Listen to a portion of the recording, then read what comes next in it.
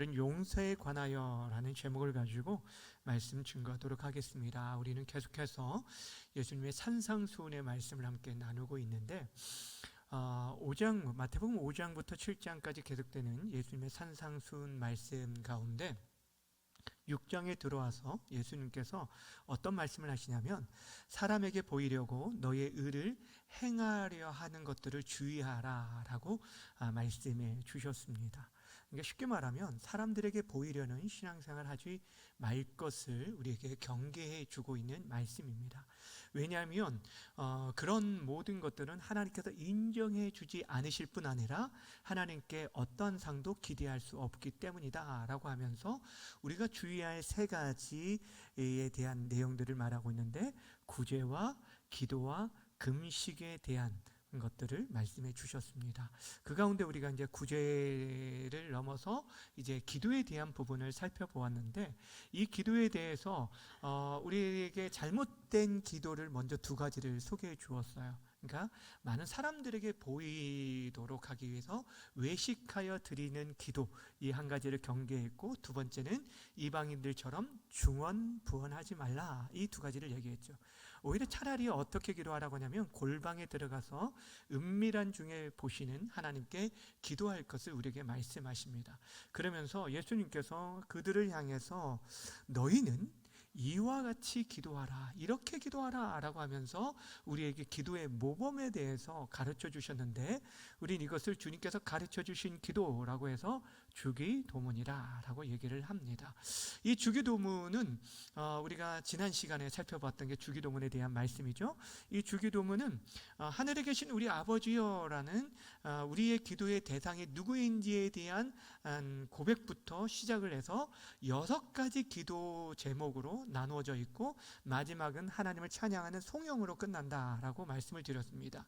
이 6가지 기도 제목도 그냥 단순한 어떤 나열이 아니라 하나님과 관련된 3가지 기도 제목, 또 우리 인간의 절대적으로 필요한 3가지 기도 제목에 대해서 말씀드렸어요. 하나님께 관한 기도는 처음에 하나님의 이름이 거룩히 여김을 받으신 하나님의 이름에 대한, 그리고 그분의 나라가 임하고 그분의 뜻이 이루어지는 하나님의 이름과 나라와 그 뜻에 대한 간구가 나오게 되죠. 그러니까 우리가 가장 먼저 구할 게 하나님의 나라와 의라는 것들을 말씀해 주고 있고, 그리고 우리 인간에 필요한 3가지 기도 제목이 무엇이었냐면 우리의 육체의 필요인 일용할 양식을 구하고, 또 죄사함과 용서에 대한, 그리고 악에서 구원할 이 보호에 대한 내용들, 이 3가지를 우리에게 가르쳐 주신 바가 있습니다. 그렇게 해서 이 주기도문, 주님께서 가르쳐 준 기도가 마무리되어지는데, 그런데 그 끝에 가서 우리에게 보충하여서 주신 말씀이 있어요. 그것이 바로 오늘 우리가 읽은 본문 14절과 15절에 대한 말씀입니다. 여러분, 지금 구제에 대한, 또 기도에 대한, 또 이제 그 다음에 17절부터는 16절부터는 금식에 대한 부분을 다루게 될 텐데, 왜 갑자기 그 기도에 대해서 주기도문을 우리가 알고 있는 내용을 쭉 설명하다가 14절과 15절의 말씀이 나왔을까? 오늘 14절과 15절 말씀 다시 한번 읽어볼까요? 어떤 말씀이었는지 14절 15절 함께 읽습니다. 시작. 너희가 사람의 잘못을 용서하면 너희 하늘 아버지께서도 너희 잘못을 용서하려니와, 너희가 사람의 잘못을 용서하지 아니하면 너희 아버지께서도 너희 잘못을 용서하지 아니하시리라. 아멘.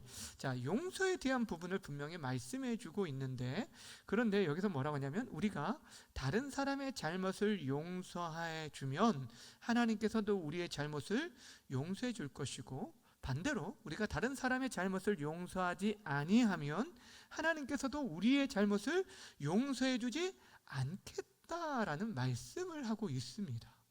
자, 겉으로 볼 때, 표면적으로 볼 때는 분명히 그 말씀을 하고 계시는 것입니다. 자, 그렇다면 하나님께서 우리를 용서하심이 결국에 우리가 다른 사람을 용서해야만 그거에 따라 그 조건부로 우리를 용서해 주시는가라는 그런 질문을 우리가 하게 되어진다라는 것입니다.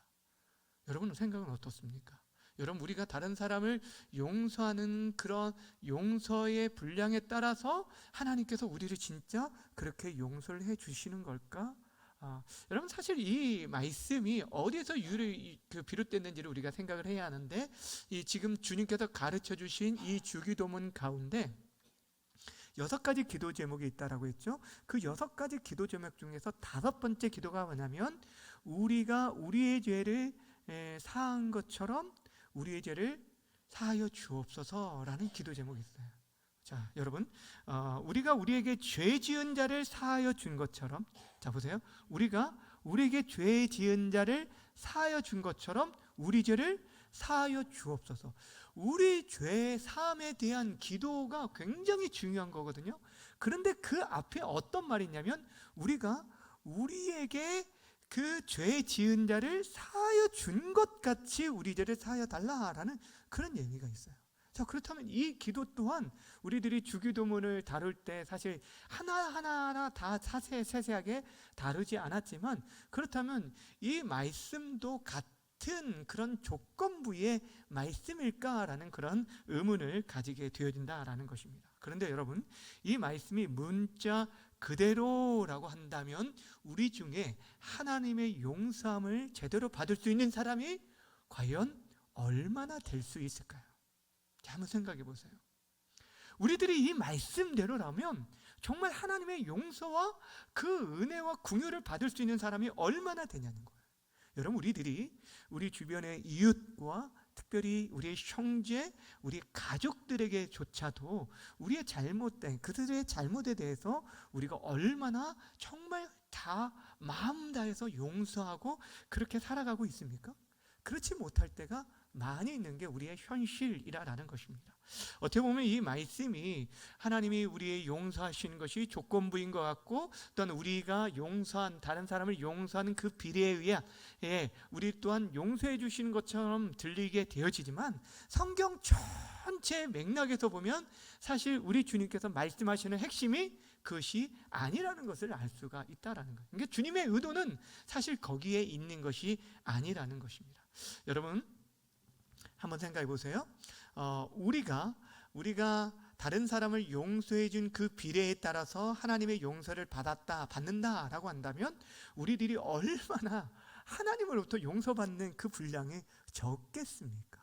그런데 여러분, 우리가 하나님께 잘못한 것이 많나요? 다른 사람이 나에게 잘못한 것이 더 많을까요? 우리가 하나님께, 그렇죠. 그러면 내가 다른 사람을 향한 용서가 계속되었다 할지라도 그거에 비례해서 하나님 우리를 용서해 준다라고 한다면 우리의 용서는 정말 너무너무 제한적일 수밖에 없다라는 거예요.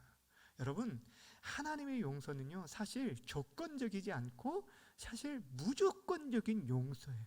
죄 용서에 관련돼서 요한일서 1장 9절에 보면 이런 얘기를 하십니다. 만일 우리가 우리 죄를 자백하면 그는 미쁘시고 의로사 우리 죄를 사하시며 우리를 모든 불의에서 깨끗하게 하실 것이다 라고 얘기하고 있어요.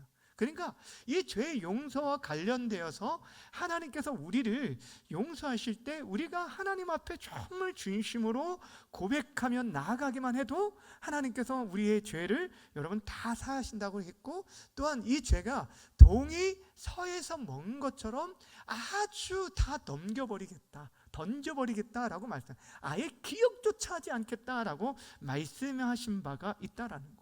그러니까 하나님의 그 신실하심과 의로움을 우리가 기초하여서 우리가 우리의 모든 죄가 사해지고 우리의 모든 불의에서 우리가 깨끗하게 되어지는데, 여러분 성경 어디에도 우리가 형제를 용서하였기 때문에 그 이유로 인해서 우리가 하나님으로부터 용서를 받고 죄 사함을 받게 된다라는 내용은 사실 한 군데도 없어요. 그럼에도 불구하고 오늘 주님의 말씀을 우리가 그냥 지나칠 수 없는 것은 지금 12절과 14절과 15절에서도 우리에게 이 부분에 대해서 언급하고 있기 때문에 이 부분을 그럼 어떻게 우리가 해석해야 할까? 이것을 우리가, 그래서 제가 이 부분 14절과 15절만은 좀 따로 오늘 말씀을 좀 나누려고 합니다.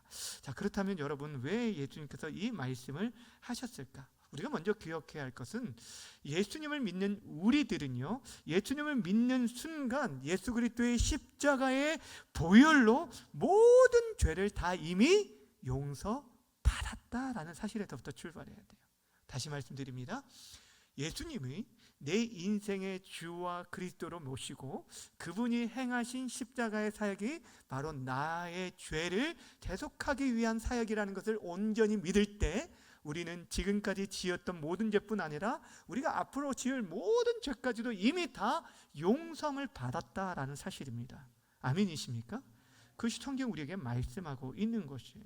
그 모든 죄를 용서받은 우리들이 오늘 주님께서 말씀하고 있는 것은 무엇이냐면 그 모든 죄를 용서받은 하나님의 은혜를 체험한 인생들은 다른 형제의 죄를 용서하며 살아가는 것이 너무너무 마땅하다라는 것들을 전제하고 오늘 말씀을 주신 거예요.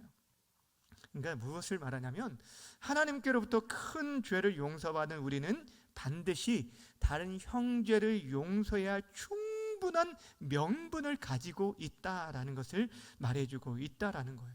그런데도 불구하고 고의적으로 형제의 죄에 대해서 용서하지 않는 사람은 하나님께서 미워하실 뿐 아니라 그에 대해서 하나님께서도 그 사람의 죄에 대해서 갚으시겠다라고 말씀하신 것이 오늘 본문의 말씀이라는 거예요.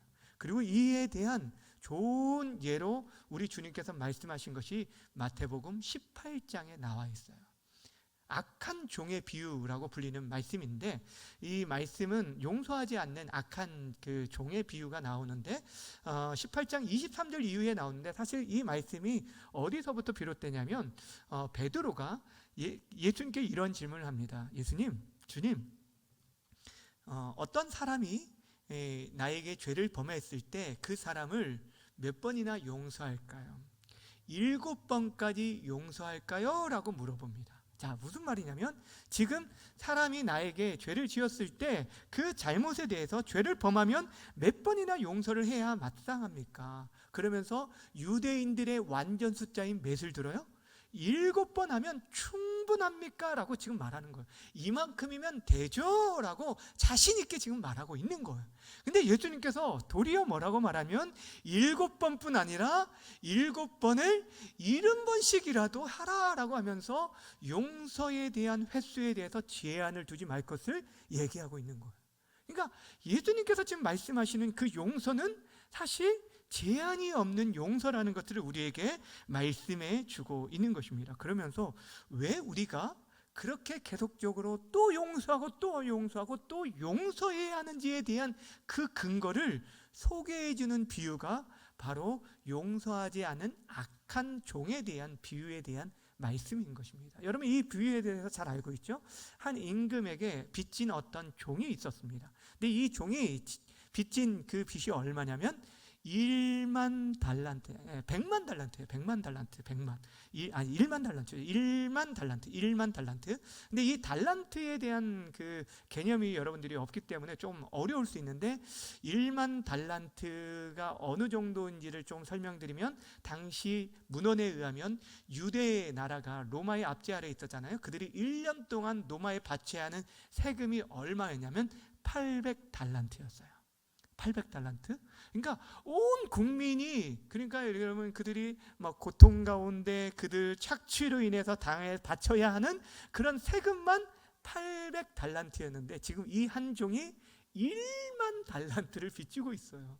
그러니까 그 어쩌면 그 상징적인 비유잖아요. 그러니까 이거는 개인이 소유할 수 없는 그런 돈입니다. 국가가 소유하고도 부족한 엄청난 금액입니다. 그런데 그 빚을 갚지 못하니까 처음에는 임금이 그 종에게 너의 아내와 아이들의 자녀들까지 팔아서라도 갚아라 라고 엄히 명하게 됩니다.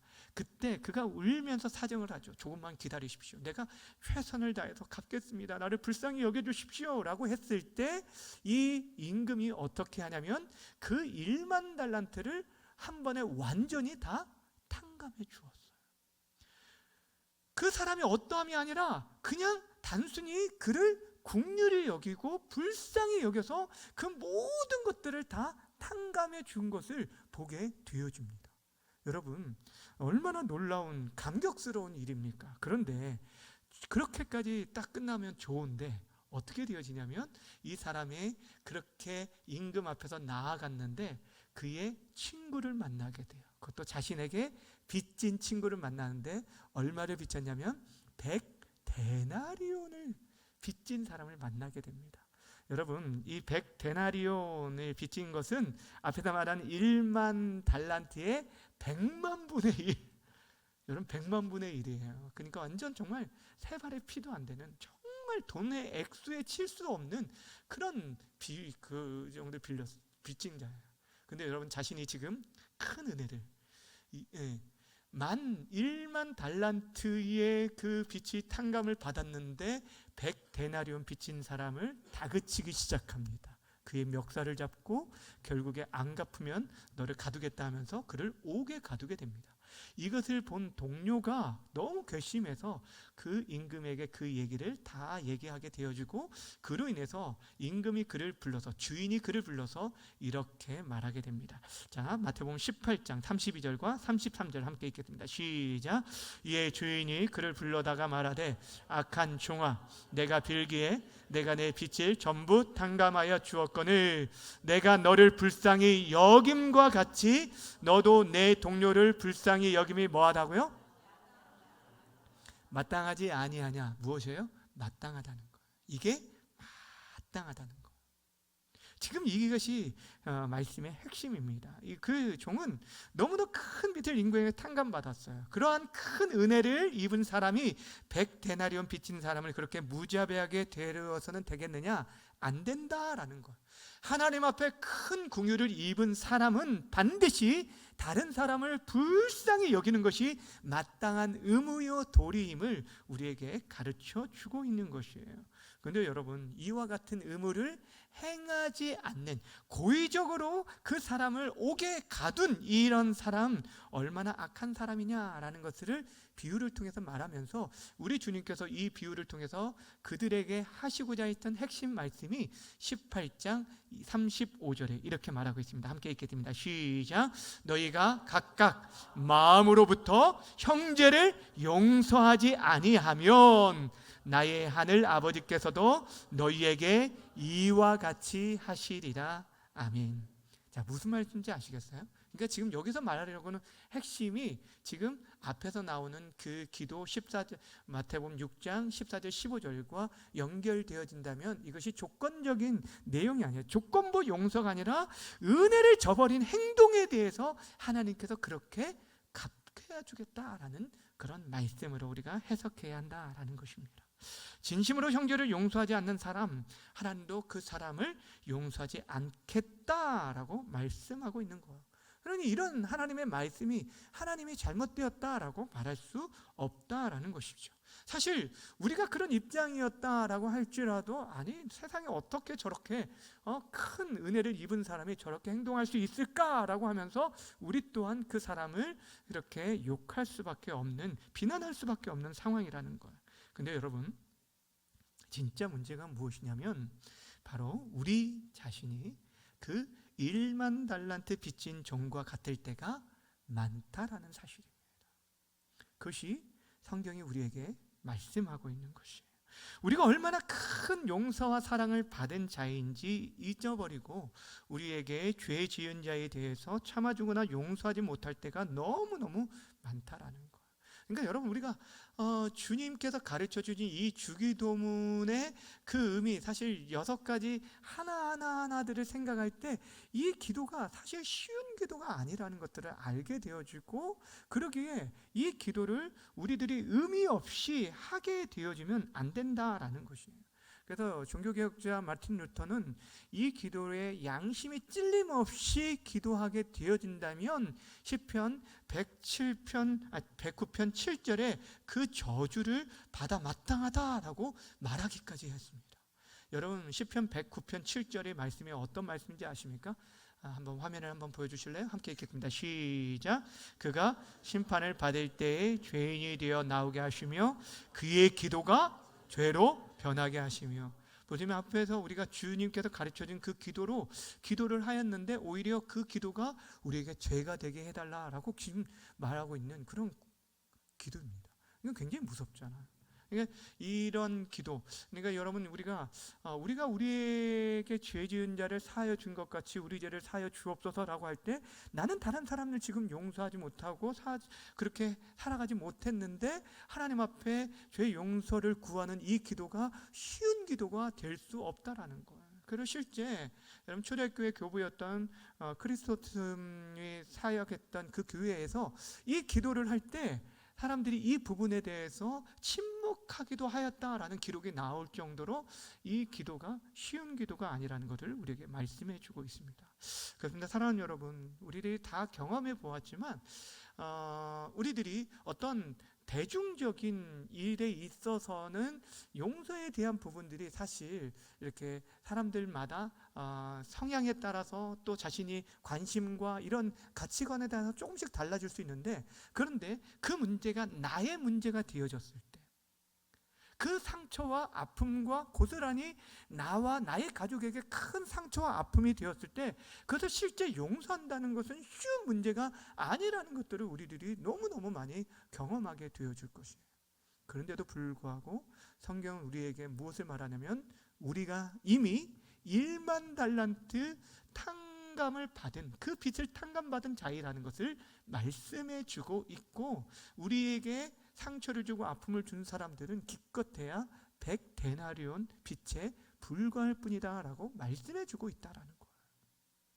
그러니까 우리 주님께서 우리를 위해서 행하신 그 십자가를 통해서 보여주신 그 사랑을 기억하고 그 은혜 안에 살아갈 때 우리는 비로소 다른 사람을 용서할 수 있는 힘과 용기를 얻게 되지, 우리 안에서는 다른 사람을, 아니 가까이 있는 우리 가족들도 쉽게 용서할 수 없는 그런 인생들이 바로 우리들이라는 거예요. 여러분 그 제2차 세계대전 중 네덜란드의 이 코리테붐 여사를 여러분 아실지 모르겠어요. 이 가족이 유대인을 숨겨준 것을 발각되다가 결국에 같이 수용소에 끌려가서 엄청난 고통을 당하게 되었고, 이 코리테붐의 아버지와 언니가 그 수용소에서 죽게 되고 자신은 이제 결국에 해방되어서 나오게 되었는데, 그 나와서도 이 그 휴유증, 이 스트레스, 이것들이 너무, 이게 트라우마가 너무 커가지고 사실 처음에 정신질환을 앓을 정도로 고통을 당했다라고 얘기를 합니다.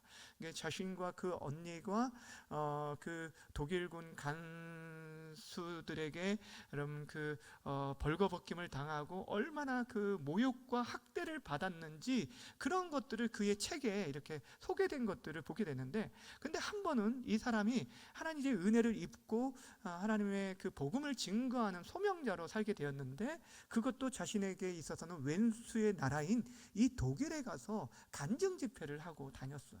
그러던 중 하루는 어떤 일이 있었냐면, 간증 집회를 끝내고 나서 뒤에서 우리 같이 그 회중들과 인사를 하고 악수를 하는데, 이분이 어떤 한 남자를 보고 그 자리에서 정말 그냥 얼어붙게 되었어요. 막 피가 거꾸로 솟는 듯한 느낌이 있었다고 그 책에 기록하고 있어요. 누구였냐면 자기와 자신의 언니를 그렇게 학대했던 동일군 그 간수가 그 자리에 있었기 때문에. 근데 그 사람은 자신을 알아볼 수 없잖아요. 그 수많은 사람을 대했기 때문에 자신을 알아보지 못하고 그냥 그 집회에 참석하면서 악수를 기다리고 있는데 자신이 얼어붙은 거예요. 근데 자신은 도저히 그 사람에게 손을 내밀 그런 용기가 나지 않았던 거예요. 그래서 하나님 앞에 그 자리에서 기도한 거예요. 그 짧은 시간, 하나님, 저는 죽어도 저 사람을 용서할 수도 없고 제 손을 내밀 수도 없겠습니다. 하나님 어떻게 해야 할까요? 하는데 그 짧은 시간에 하나님께서 그에게 보여주신 것이 십자가 상에 서 있는, 그 십자가에 달려있는 예수님의 모습을 보여줬다는 거예요. 그러니까 예수님께서 그러니까는 나는 너를 위해 온 인류의 반역 앞에서도 내가 너희들을 사랑해서 이 십자가를 지었다. 나를 바라보고 그 사람에게 손을 내밀라라는 그 십자가를 바라보게 하셨다는 거예요.